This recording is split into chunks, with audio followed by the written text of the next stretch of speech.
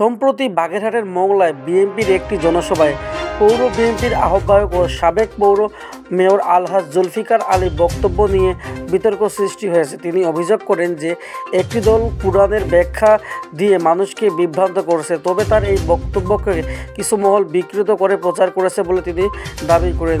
এই বিষয়ে তিনি সংবাদ সম্মেলনে মিথ্যা ও বানোয়াট তথ্য দিয়ে অপপ্রচার চালানোর প্রতিবাদ জানান এবং মহান আল্লাহর দরবারে ক্ষমা প্রার্থনা করেন।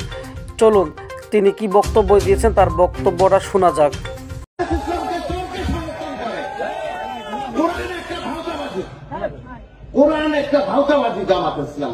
দিকে সামাজিক যোগাযোগ মাধ্যমে তার বক্তব্যের একটি ভিডিও ছড়িয়ে পড়েছে, যেখানে তাকে কোরআন সম্পর্কে আপত্তিকর মন্তব্য করতে শোনা যায়। এটি নিয়ে মুসলিম সম্প্রদায়ের মধ্যে ক্ষোভের সৃষ্টি হয়েছে। বিষয়টি নিয়ে বিভিন্ন মহল থেকে তীব্র নিন্দা ও প্রতিবাদ জানানো হচ্ছে। জুলফিকার আলী তার বক্তব্যের জন্য দুঃখ প্রকাশ করেছেন এবং অপপ্রচারকারীদের এ ধরনের কর্মকাণ্ড থেকে বিরত থাকার আহ্বান জানিয়েছেন। এই ঘটনার পরিপ্রেক্ষিতে মুসলিম সম্প্রদায়ের মধ্যে উত্তেজনা বিরাজ করেছে এবং এই বিষয়টি নিয়ে আরও তদন্ত ও সমাধানের দাবি উঠেছে।